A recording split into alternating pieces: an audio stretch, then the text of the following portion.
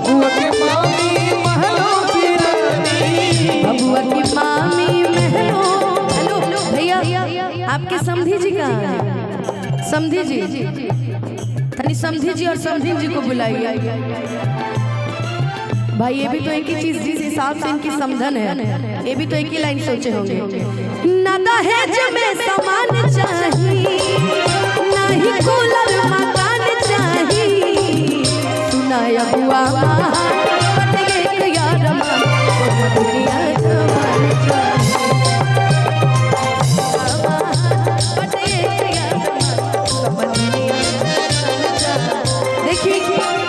बबुआ के बाबा जी, बाबा ही तो लगेंगे, आपके मित्र हैं ना ये, तो ये बाबा जी हैं बबुआ के।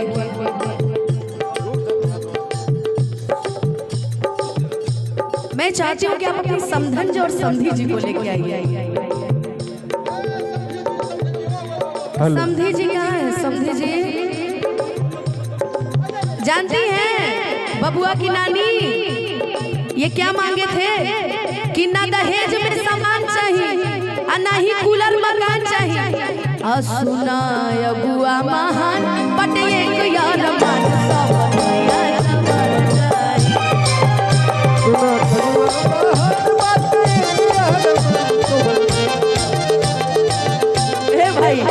सादा बोला। समधी जी भी बड़ा समधिन जी भी बड़ा खुश बनी, कहत नहीं कि कुछ नहीं मांगे थे, हमको मांगे थे। बाप रे बाप, कहीं यही तो गा के नहीं ना मांगे थे, प्यार के कागज पे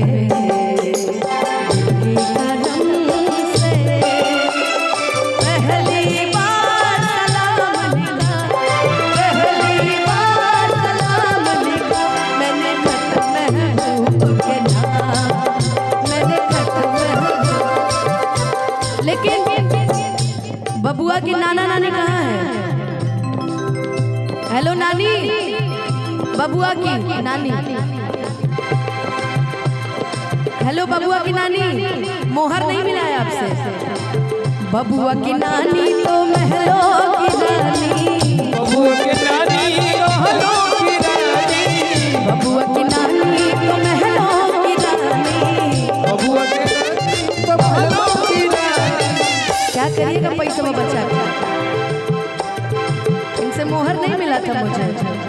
नाना कहाँ है? नाना जी कहाँ बनी?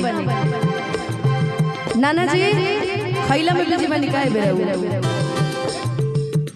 अरे आप मामा तनी नाना के बोला के लाइन ना, मामा हवे रंग बाजरे होली लगा के, मामा हमें रंग बाजरे होली लगा के, मामा हवे रंग बाजरे होली लगा के, मामा हवे।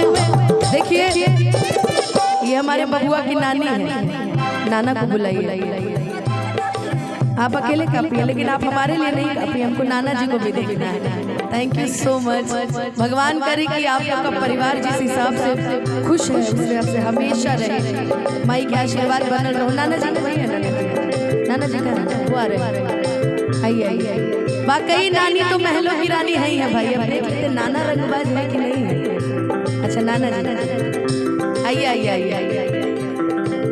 बबुआ की नानी तो महलों की रानी, बबुआ की नानी महलों की रानी, बबुआ की नानी तो महलों की रानी, बबुआ की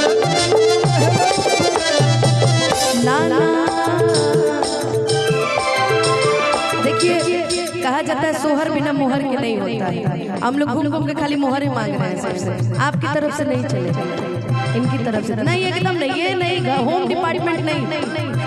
अच्छा आपका पैसा यही रखते हैं। देखो भाई वाह, नाना हमें रंगदार रे होली लगा के, नाना हमें रंगदार रे होली लगा के, नाना हमें रंगदार रे। बबुआ के, आप बबुआ के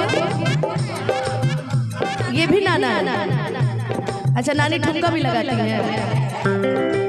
नाना हमें रंगदार रे होली लगा के, नाना हमें रंगदार रे होली लगा के, नाना हमें रंगदार रे होली लगा के। हम चाहेंगे एक बार नाना नानी के लिए एक बार जोरदार ताली बजा दीजिए। हमारे विशाल जी के सांस ससुर जी के लिए ना, मम्मी जी पापा जी के लिए।